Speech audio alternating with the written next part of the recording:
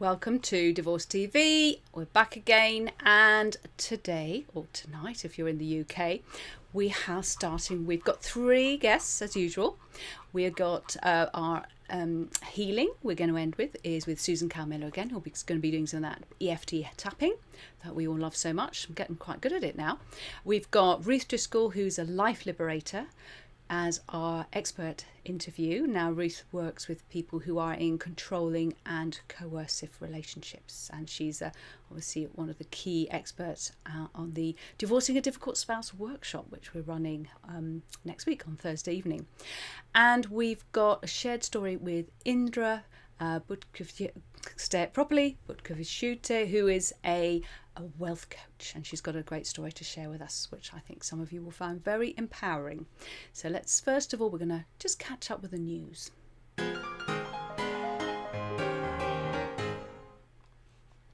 So begin with, we have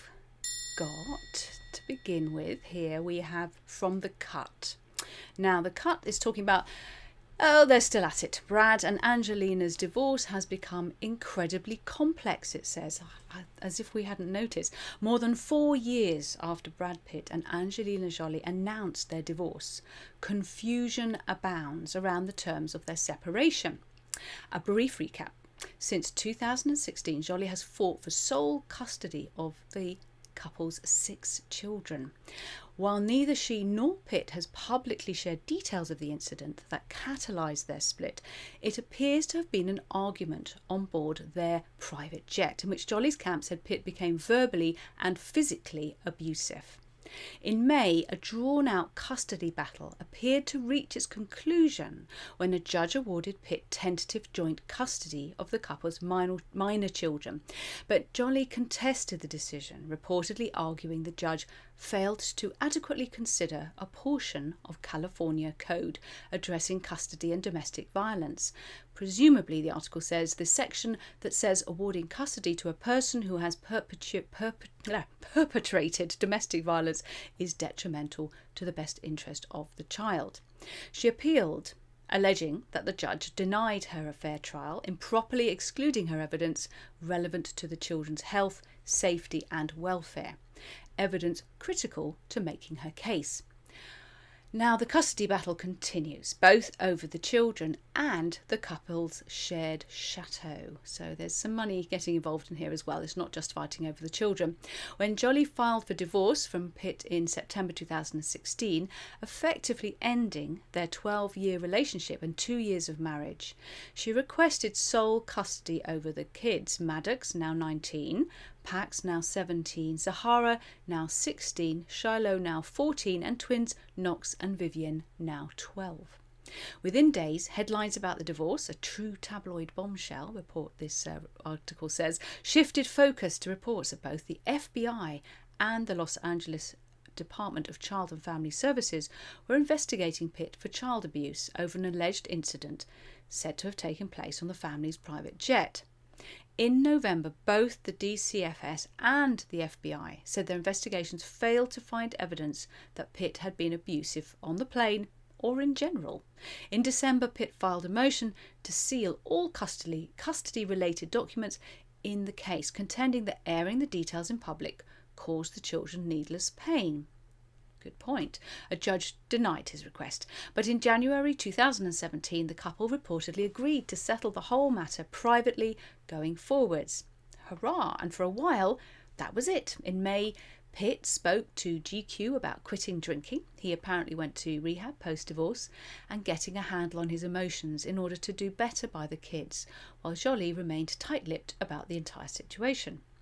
In spring of 2019, they bifurcated their marriage, which in the States you can bifurcate your marriage. Basically means you become legally single, but you still haven't sorted out the finances or the children, so you're not really divorced, are you?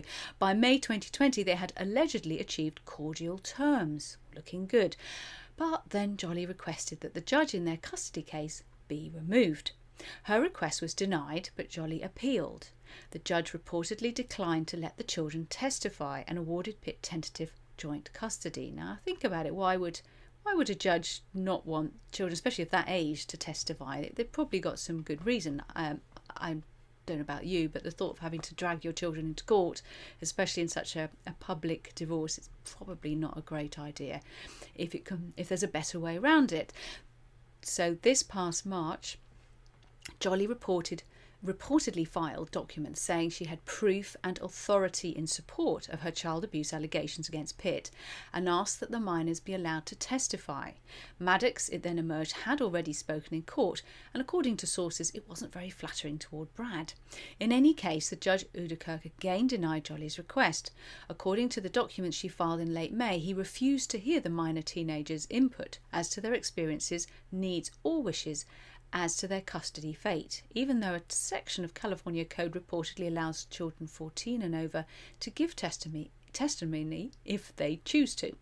Following Ouderkirk's ruling, Pitt was cleared to spend significantly more time with the kids, a source told People, adding that the custody trial involved witnesses, experts, people who had been with the kids. The children's voices were heard, apparently, and they just didn't need to testify themselves. Meanwhile, a source allegedly close to Jolly said that joint custody is not the issue that Angelina objects to. There were other issues of concern, but the court proceedings are closed and sealed. How confusing. Things looked settled until an appeals court removed Ouderkirk, who's the judge. In July, the Second District Court of Appeals delivered its verdict on Ouderkirk, siding with Jolly on the question of his impartiality. Ouderkirk's removal threatened to take Pitt and Jolly's custody battle back to square one, and naturally Pitt did not let the decision stand unchallenged. Earlier this month, his camp escalated the matter to the California Supreme Court, arguing that the decision generated widespread confusion, uncertainty and instability. I would have thought that pretty much sums up the entire thing, particularly from the children's point of view. Meanwhile, conflict is erupting over Chateau Miraval. Whilst all this is going on, as the custody plot thickens, another dispute is gathering steam. In court documents filed September the 21st, obtained by Hollywood Life, Pitt accused Jolly of attempting to go behind his back in the sale of their $164 million French vineyard, Chateau Miraval. Jolly has been looking to get out of the celebrity wine game for a few months now, and in July petitioned a judge to waive the order that keeps her and Pitt from transferring assets during their divorce. Well, if you didn't have to bother about that, why would anyone get divorced if you could just carry on willy-nilly? So though Pitt and Jolly each own a 50% stake in the company that owns Miraval, Jolly allegedly tried to broker a deal to sell the property without involving Pitt, giving him neither the option to buy her out nor refuse the sale. In a lawsuit filed in Luxembourg, Pitt's lawyers are now accusing Jolly of systematic obstruction regarding the chateau, with a source describing Jolly to Hollywood Life as consistently vindictive and always trying to circumvent the rules. I sincerely hope that most of you listening are not dealing with that kind of level of nastiness, but unfortunately I know that some of you are. Let's move on to another area that can be very complicated. This is reported in family law, and it's the importance of obtaining a recognised Jewish get when Jewish couples divorce, and what more is being done to protect what are known as chained wives. So a Jewish client who needs to obtain both a civil and religious divorce, which is known as a get. And the draft statutory guidance issued under the Domestic Abuse Act 2021 and published by the UK government on 6th of August 2021 now says that withholding a get can be a form of domestic abuse if it is deemed controlling or coercive behaviour. This is a big thing. A Jewish divorce or get obtained in England will not be recognised by the English courts, so a civil divorce is also needed. So a little bit more about how complicated this gets. The process of obtaining a get requires a great degree of formality, and unlike the Muslim talaq, it cannot be obtained orally. A document, like the get, is written on the instructions of the husband and handed by the husband or his agent to his wife in front of a Beth Din, which is a Jewish court. A get might occur transnationally, where the document is written in one country by the husband, and the document is then delivered to the wife who is residing in a different country. In the case of Butkeviciute versus Grimberg, the document was written in London and delivered to the wife in Israel. Consequently, the divorce was not recognised by the English courts. This was despite the fact that the divorce was recognised in the country which it was obtained, i.e. Israel. It can be seen, therefore, the article says, that this can be a complicated yet vitally important area of family law. Where a Jewish divorce has been obtained in England but a civil divorce has not, or a divorce has been obtained overseas but is not capable of being recognised in England, then the parties will need to obtain a civil divorce in England. Until a legal divorce is obtained, which is recognised in England, the parties will still be deemed as legally married, and consequently neither party is free to remarry under English law. Their entitlements to financial remedies after a foreign decree pursuant to Part 3 of the Matrimonial and Family Proceedings Act 1984 would also be impaired. In other words, they can't sort the finances out either. Where a Jewish divorce has not been obtained, again, neither party is free to remarry in the Jewish faith. This is even if the parties have obtained a civil divorce in the UK.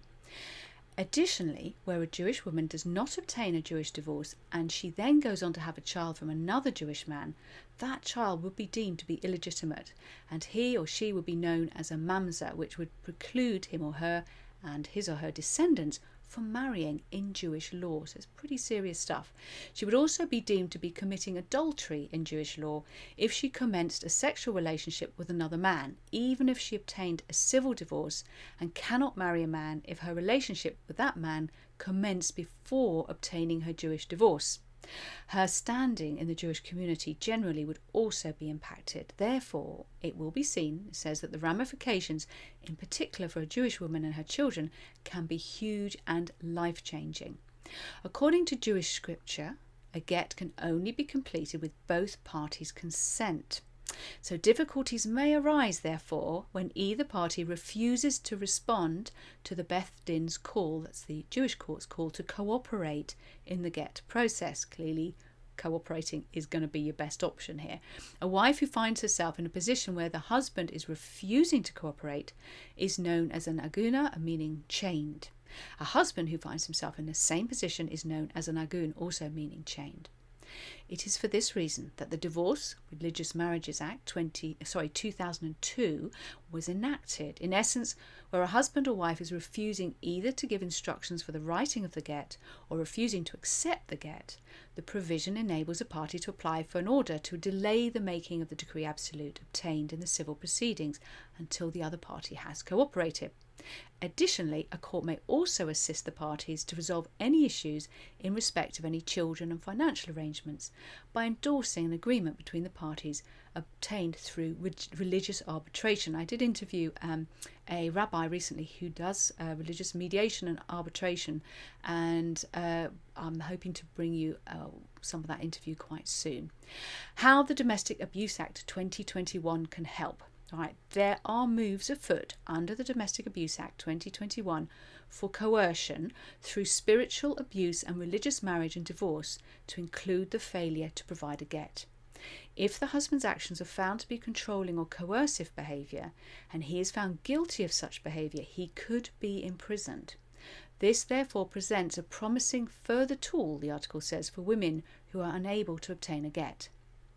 It is also of note that there remains a concern amongst the Orthodox rabbinical community and Jewish courts, Beth Din, as to whether a get which is provided without full consent of the husband constitutes a valid Jewish divorce. The Jewish community are therefore encouraging the parties to also engage in dialogue with the Beth Din in situations where a get is being refused and where recourse under the Domestic Abuse Act 2021 is being considered. So the Domestic Abuse Act 2021 Act also amends the controlling or coercive behaviour offence to remove the living together requirement. It therefore now applies to partners and ex-partners or family members regardless of whether they live together. This significant amendment commences in spring 2022. And finally, on perhaps a serious note, woman throws her own divorce party, the Mirror says, after being finally free of 17 years of marriage. Mother of two, Sonia Gupta, threw a colourful party filled with a bouncy castle, rainbow and unicorns to celebrate being finally divorced and free of her 17-year marriage and the end of a lengthy divorce process which spanned around 3 years. She wore a colourful dress with a finally divorced sash and asked her guests to come in their loudest and most vibrant outfits. I normally don't like these divorce stories, party stories, but I actually really like this one. The accounts manager wanted the celebration to embrace her personality, which she describes as colourful and loud, and the party was playfully dubbed "It's a Sonia thing." Sonia describes how she felt her marriage dulled her bubbly personality and that she knew from early on that they were not a good match. She said, "I chose the theme to be colourful, bright and full of unicorns as I'm a very bright and colourful person. To me, the theme was magic because after the last 10 years, I think I deserved that little bit of magic." Gupta had been married in 2003 as part of an arranged marriage in India, but she quickly realised that she did not feel happy. Speaking about the relationship, Sonia said, "We got married in India, then moved over to the UK. I got lost in the whole marriage and cultural aspects of it, and I ended up being really unhappy for years. I just wanted the old me back. I was quite a lively and outgoing person before my marriage, and when I got married, it just all went to pop. I'm not sure if that's what she really meant. When I told my family that I wanted out, there was uproar and no support for me or my mental health. But I had my friends and my two pillars of strength, my sons Mikhail and Shay, there to support my journey. I've also had help after my divorce from the Asian Single Parent Network." I've heard great things about that network. The divorce party was to show my friends and family, especially my parents, who eventually supported my decision, that I've come out on the other side. I wanted to thank them all for their endless support over the past 10 years. The divorce process began in 2018 but was dragged out over 3 taxing years. After many laborious discussions, 5 appearances in court, 3 trials and many disagreements, the process was finalised and her marriage was officially over. No wonder she wanted to have a party. The end of her marriage signifies a new beginning and she has gained a new lease of life. People seem to think there's no life after divorce, that your life is over, she said, but actually my life is just starting now. I've learned so much and become a stronger person. I wanted the old me back to show everyone that life can still be fun. I feel so liberated and free, like I've managed to get out of prison. I feel on top of the world. I'm truly living my best life." That's the end of the news, and we will now go forward to our expert.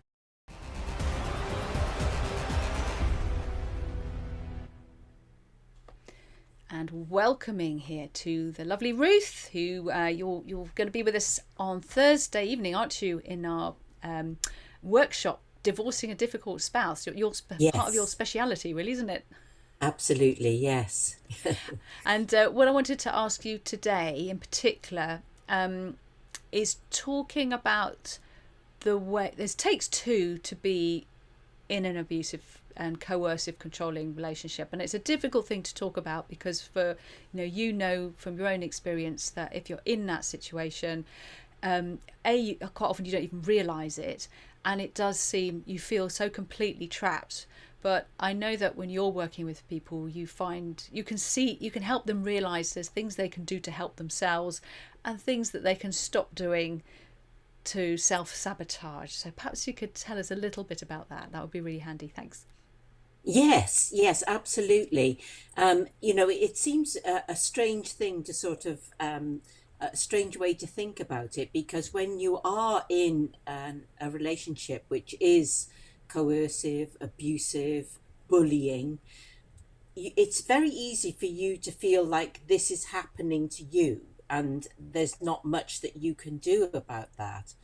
So one of the first important principles to understand is that by saying I take responsibility for being in this position, that I hasten to add does not mean taking the blame in any way, but by saying I take responsibility, you actually take yourself out from that place where you are in what we would call the victim space. And if you're out of the victim space, then you are in the power place. So if you think about the way uh, Stephen Covey described taking responsibility, it was about becoming response able. So if you are response able, it means that you're putting yourself in the position where you can do something about it. And having the awareness of that is the first crucial step. So, think to yourself, and the reason that that was very clear to me was when I managed to remove myself from my abusive relationship. And probably the first time I started really telling friends what had been going on, because you do keep very silent. You're kind of ashamed a lot of the time. So I actually did speak about what was going on. And I remember these words that a friend said to me. She said, "Ruth, how could you let that happen to you?" Now, if you think about the way she phrased that, it wasn't, "How could this happen to you?" It was, "How could you let that happen to you?" And I thought, she's right. That couldn't have happened to me if I had known better how to put my personal boundaries in place around this, being able to sort of stand up for myself in a much stronger and more effective way. So in many ways, it's a hard sort of lesson to take on board, but it's understanding that somehow you are complicit in this, even though you've done this completely unconsciously. Can you give me some examples of how easy it is to self-sabotage, and in the sense of continuing that complicity just through habit, I suppose, Yes. as much as anything else? Well, you do get into this interactive pattern of behavior with your partner. And so, therefore, things that, if they'd happened instantly, you'd think, hang on, that's not right. But it's sort of, it happens over a period of time. It's a little bit like that story of, if you put the frog into a pan of boiling water, he's going to hop straight out. But if you put him into a pan of cold water and gradually warm it up, he'll stay there. And so it's kind of like that sort of way in which this comes upon you. Um, and one of the ways in which you can so easily sabotage yourself is largely through your own personal qualities. It's something that I call two syndrome. It's if you're a kind person, but if you're too kind, then that person gets away with things that they should not get away with. Because what you are trying to do is make everything right. You're trying to sort of smooth the surface. What you want so badly is a harmonious, a happy, a peaceful relationship, a supportive relationship with that person. So, you're doing everything that you can on your side to try to make it be that way. And it takes a long while before you realize, hang on a minute, you know, I'm the only one who's actually putting in this effort here. And the other danger is that one of the other traits that a manipulative and controlling person can have is that they know how to be very beguiling, very seductive. They'll know how to say all the right things that make you feel, oh, it's all right again. My lovely relationship is back again. And so by doing that, it makes it harder and harder for you to see that what's happening is that they're just pulling you in, and when they've got the control back, that's when the abusive behavior restarts. So you've got to be really conscious of what it is that you are doing. This is a matter very much about your own personal boundaries, that you're allowing somebody to, if you like, almost extract the lovely qualities that you have, that you should be proud of and you should be valued and cherished for, rather than valuing you. They extract what they need from you. And that's a very debilitating thing to experience, over time, because I think it changes your view of kind of humanity, and if your goodness is abused, because that's basically what's happening. How is it? Does it take a long time for people, even once they've realised what's going on, once they've put in those boundaries, and have managed to stop that relationship carrying on in that way, quite often by obviously leaving or divorcing? It often is the best way for them to get out of it. How long does it take, and how much does it take for them to then get back into life and be the person they should have been all the way through before they got squashed?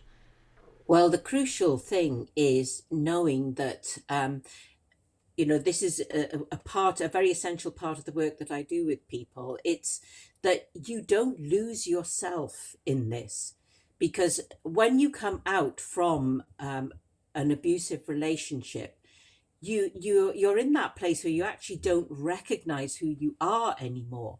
I can remember that feeling really well. And you're sort of, you're trying to sort of carry on. And it was only really looking back on it that I realized, for quite a while after I'd come out of my relationship, I probably was suffering an emotional breakdown, but I didn't kind of realize it until I looked back on what I went through. So with the work that I do with people, this is about really getting back in touch with who you are, because the most important thing is that you remain as you, but you come out a wiser version of you. You now come out still with all those qualities, but with a recognition of those people who do not value the person that you are. Because, if you come out of your abusive relationship, you get through your divorce, but you're flattened as a person, then that's still a control over your life. You're still not able to live your life to the full. And that's a really important thing. I have 3 principles underpinning the work that I do. The first is, what was it about him that made him so randomly and pointlessly cruel? What was it about me that made me vulnerable and to accepting those negative messages about myself? And how could I be certain this could never happen to me again? So you've got to have that confidence of knowing that you can recognize these patterns. You know how to stop somebody from running that pattern. You know how to remove yourself, that you've got the strength of character to remove yourself when somebody is treating you badly. And therefore you are able to move forward in the confident way that means you can live your life to the full. Because otherwise you're still in the grip of that control. So you're not only able to leave behind that controlling, coercive relationship, but you're extremely unlikely to ever end up in another one, because you've got the wisdom now. You can spot them. You're Yes. no longer going to be the victim of that, or not for very long anyway, because you know how to get, how to not react. I suppose it is really, isn't it? It's not how to. And that's about taking responsibility. Yeah. That saying, I see what I did here that meant that this could happen. And so as I move forward, I can be certain that that's not going to happen to me again. That's brilliant. Thank you very much for sharing that, Ruth. And see you on Thursday night at the workshop. See you then. Great stuff. It's such a traumatic thing to be in any kind of an abusive relationship, and but to come out stronger and wiser, and able to avoid that situation ever again must be a very wonderful thing. Quick QR masterclass, and then we'll be having a shared story. So I'm going to. Oh, actually, we're gonna go straight into our shared story now with Indre, and get ready to think about money.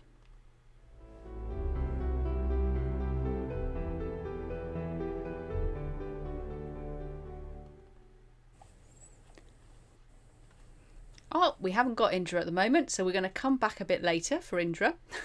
So we're going to do the children's rights. There we go. I should have checked to see if she was back in the room. So, I just love this. This is part of a section in the Divorce Masterclass, which is in the Best Way to Divorce.online free app that you can get. The Masterclass isn't free, but there are some elements of it that you can check out. And this is number 6. This is the wonderful Robert Emery, PhD, who wrote this is Professor of Psychology at the University of Virginia. And he has these 10, I sort of see them as kind of commandments, but they are the rights of the child whose parents are divorcing. And number 6 is the right to know well in advance about important changes that will affect your life. For example, when one of your parents is going to move or get remarried. So it's you'd think it was obvious, wouldn't you, that you would let your kids know if something major like that was happening. But I one of the cases, most extreme cases I came across was the children knew that their father was remarried when they received a fax with a photo of him at the wedding. I'm not kidding. And they hadn't met their new stepmother yet, and he was announcing it as a wonderful, joyful thing, which in many ways it was for him, but it was a bit of a shock for the children. Of course, very upsetting for their mother, his ex-wife, because she felt terrible for them that this is how they found out. So it's surprising, often surprising, but nonetheless not unusual for parents to not really think about the needs of the children, understanding, giving them some kind of preparation for some major changes. They tend to keep everything to the last minute and then just announce it. And that's not great. So that's number 6 of the right to know well in advance about important changes that will affect your life. For example, when one of your parents is going to move or get remarried. So put that one on the fridge. Now I can see that unfortunately Indre was going to tell us a great story, seems to have completely disappeared, so she must have had some kind of an emergency, and I'm wondering if it's a shame if Ruth would reappear. I'll be able to ask her. Ruth, can you hear me? Are you up for doing a shared story? I'm gonna, if it's okay with you, I'm just gonna bring you in now, and because I know you have some great shared stories, and I don't want to miss that out. So we're gonna come into here, and there you go. So Hello, sorry, I've been switching my lights and everything off. So sorry, just completely do that. Thank you for stepping in. I don't know what's happened to her. She's obviously had some kind of major event has occurred at the last minute that she wasn't able to join us. Come on in, but we'll grab her maybe next week. We'll see if we can get her to come back then. So yes, shared stories. So I know you were sending us a little bit about your own experience. Actually, what would be really good is to hear a little bit more about your own experience in the light of your own experience of self-sabotage. I think that would be a good one if you're happy to talk about that. Yes. Also, I was thinking of a lady that I'm working with at the moment, who she very specifically said to me. We were talking about her main issue was, how do I extract myself emotionally from him? And she said to me, I've made vows, and I feel awful that I'm not fulfilling on my vows.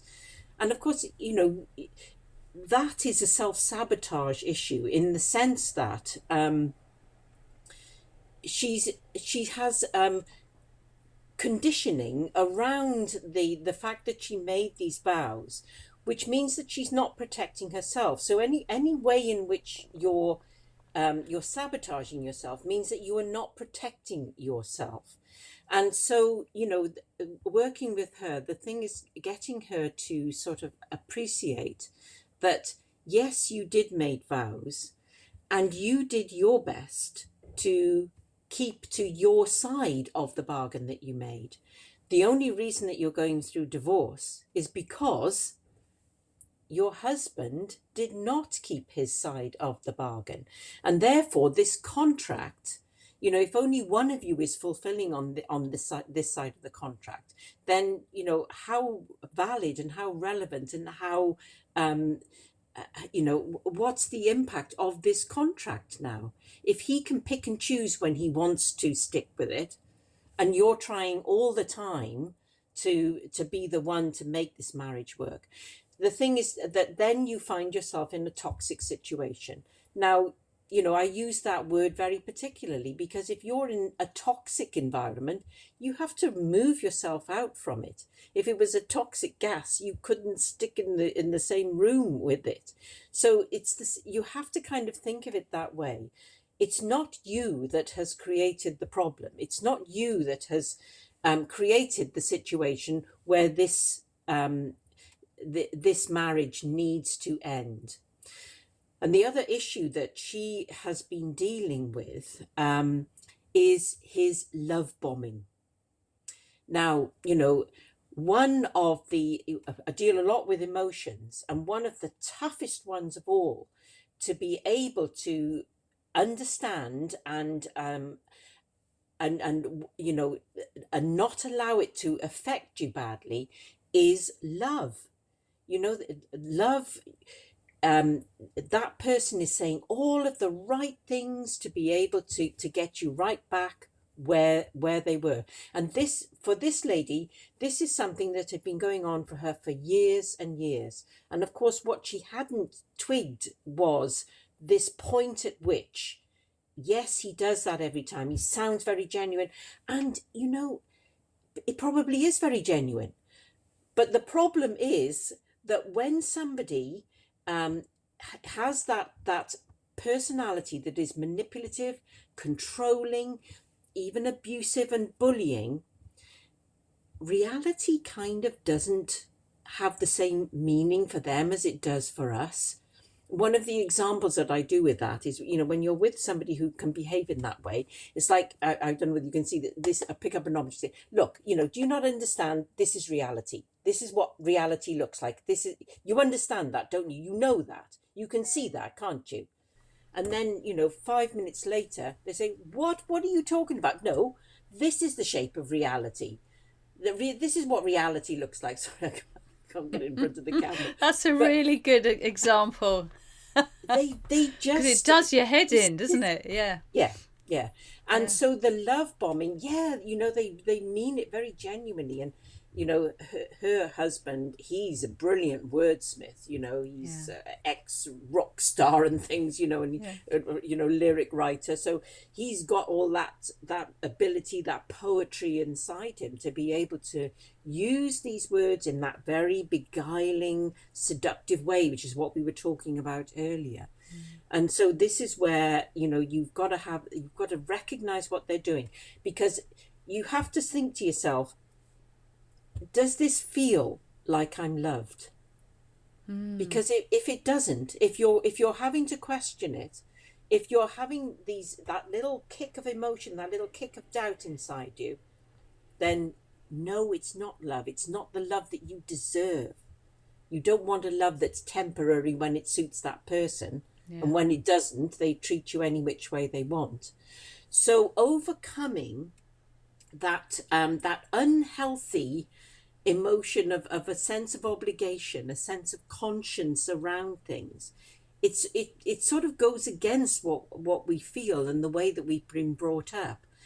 But when you're dealing with somebody who is manipulative and controlling, there's a really crucial thing. You should write this down and keep it somewhere where you can see it. And it is, normal rules do not apply.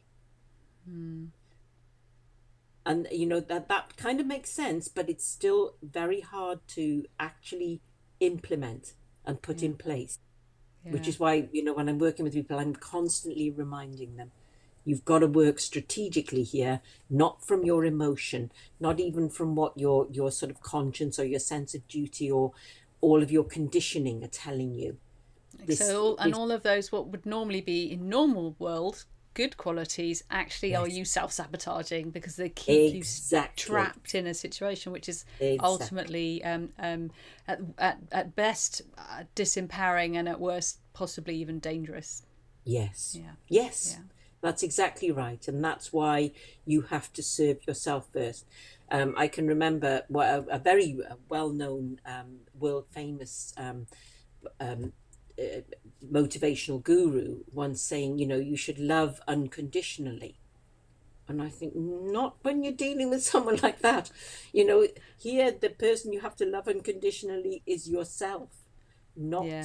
not that your partner, because it won't Yeah, work. yeah. And I think, Normal but if you rules do don't love apply. yourself unconditionally, strangely, it does seem to flow out to everybody else. You can't lose. Exactly, where it's deserved to be. And Yes. it doesn't stop you from being compassionate, doesn't Yeah. stop you from being respectful.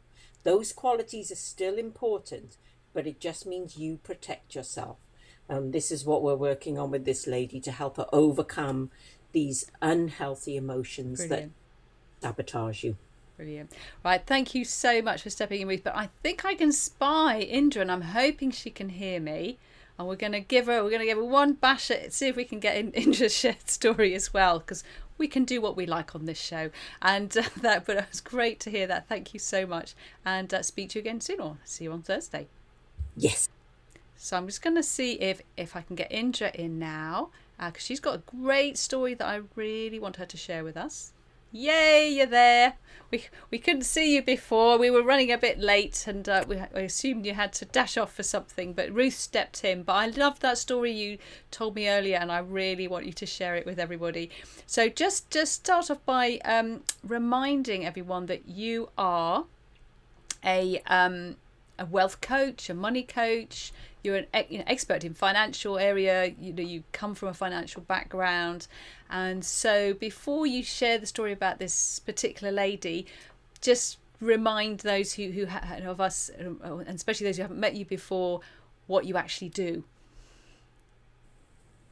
Oh, I can't hear you there, so we've lost you a bit on the sound.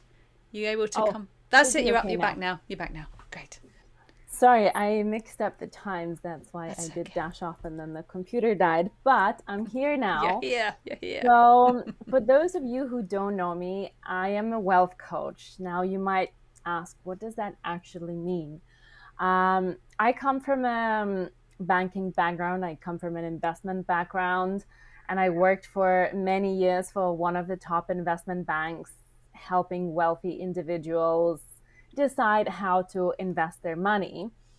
And since I've decided to share that knowledge and to really help women who want to learn a little bit more, and not just women, but everyone who want to learn more and want to really take a step back and focus on the educational side of investing. So, as a wealth coach, my job is to really, as it says, coach you and help you understand the basics around finance, understand the basics around investing, so that you can gain that confidence and feel comfortable with making decisions when it comes to money and with learning how to really get your money to work for you rather than just sit there, or rather than being a nuisance. So that's what I do. That's what I love doing. That's what my mission is. And if you've got, especially after divorce, even if you don't have especially if you don't have very much money, it's really important, isn't it, to take control of that. So can you share that story that you shared with me a bit earlier, which I think would be very inspiring to many women in particular, and as you say, men too. Absolutely.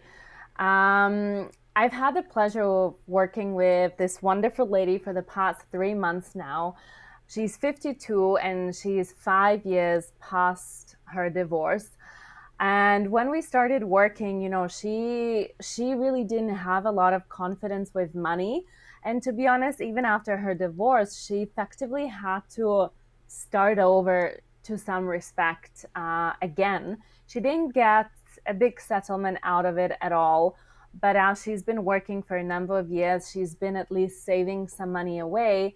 And when her divorce ended, I think that kind of was another push for her to really think about her financial future much more seriously, because she was suddenly faced with making all of these decisions alone.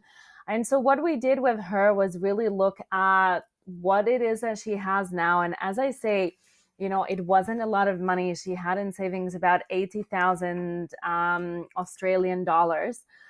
So my job was really to help her understand, where are you now? How does the future look like in real life? What future do you want to have? And how realistic that is? Can we bridge the gap? And in order to bridge the gap, what do we need to do? What do we need this money to make? How do we need to employ it?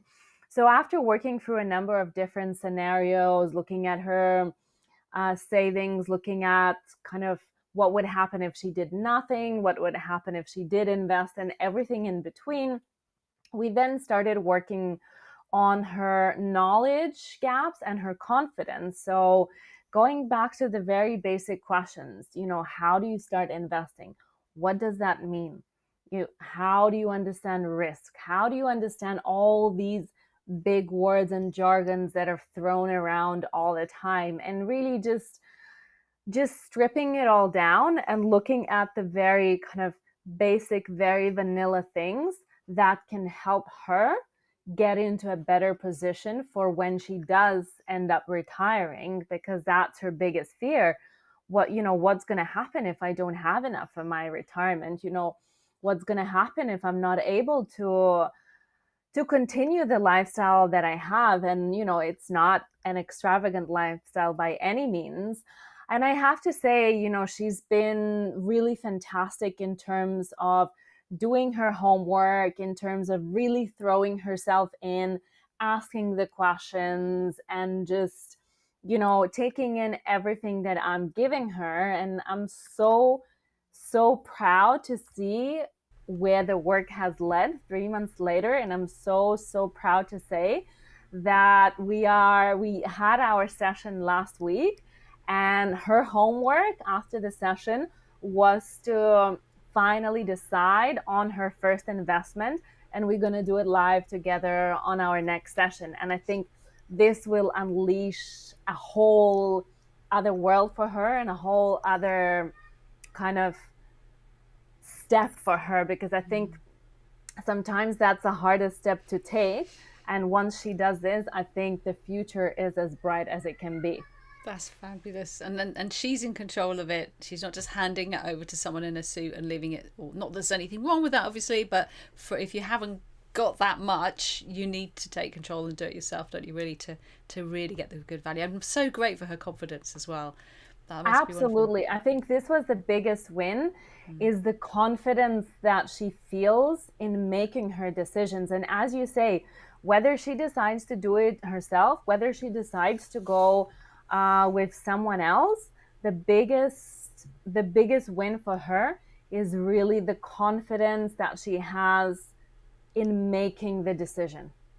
And if she does use anyone else to run her investments, she'll be very much in control of that process. She'll know, she won't be just giving it over and then not having a clue what's going on, which is a very empowering position. That's brilliant. Exactly. Thank you so much, Indre. And sorry about the technical hitches. I'm glad we managed to get you after all. So, and you're going to be you're with us on Thursday as well, aren't you, in the workshop? Yes, excellent. Absolutely. I shall see you then. Bye. See you. Bye. So we're moving swiftly on to our finale, which is our healing with Susan. I just briefly point out, in the bestwaytodivorce.online takes you straight to the free downloadable app, and inside there is divorce workshops tile, and inside that is the workshop which is divorcing a difficult spouse, which is coming up next week. And then there's more of a standard divorce financial workshop, so if you're not specifically difficult spouse, that is happening in November, and you can get your tickets there. So now Susan is going to give us some more empowerment and things that we can take responsibility for and help ourselves with some EFT.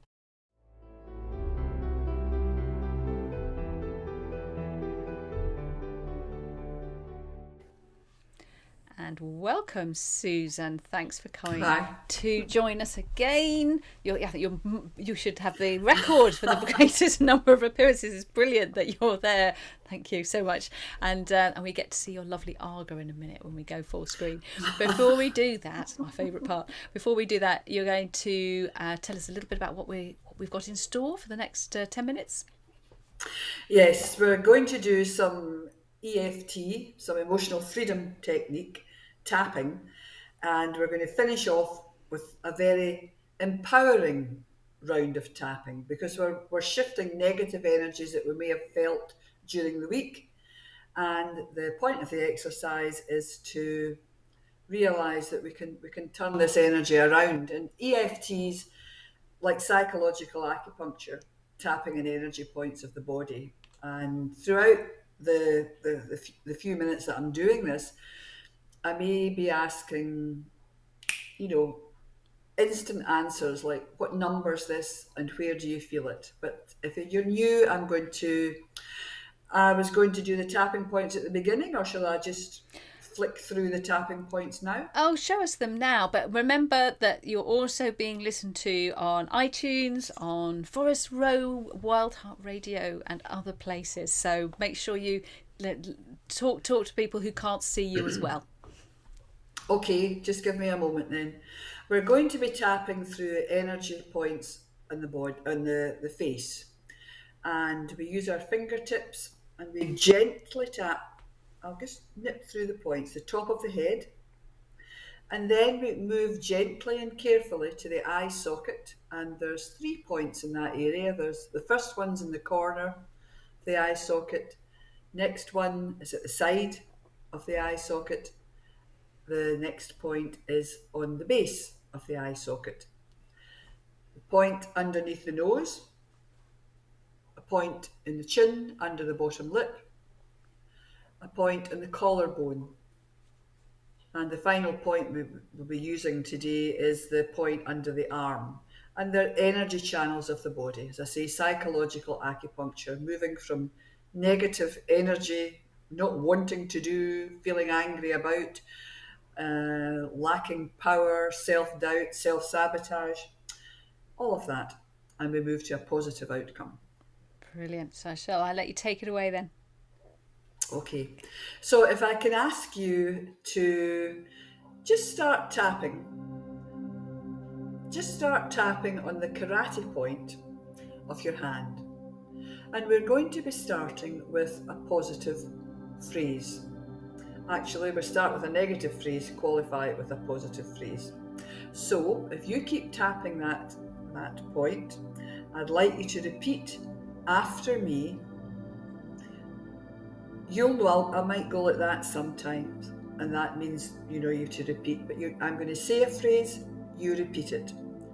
So we start with this point, and repeat please after me. Even though things have been a struggle this week, I'm feeling reasonably okay now. Even though some things have been a bit of a struggle this week, I'm feeling reasonably okay now. And then we're moving up to the top of the head and repeat.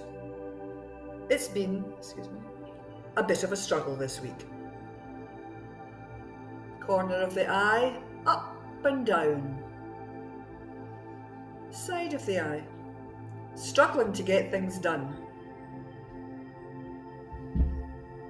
Underneath the eye, struggling to feel okay. Underneath the nose, it's been a tricky time. Sometimes feeling stressed. We're now at the collarbone point. Sometimes feeling really okay. And then the under the arm point, please repeat. A whole mixed bag of feelings. Back up to the top of the head. I've felt angry. I've felt sad. I've certainly felt stressed. I felt low, felt anxious, felt ill at ease. Feeling ill at ease does not feel good. Feeling ill at ease. Now I want you to repeat with the single word stressed and give it an intensity out of 10 inside your head. And I might ask you where you're feeling it. And I want you to just repeat, but consider the number it might be. I felt stressed. I felt stressed and it was a number. What number did the anxiety go up to? I felt stressed and it was a number. I felt stressed.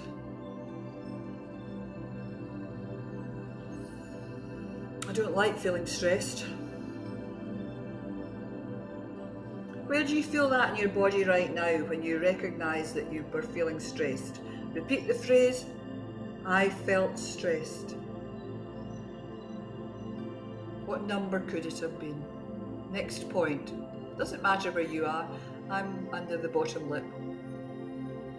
Feeling stressed and it was a number. Number was it? Where did you feel it in your body? Because energy is felt in the body.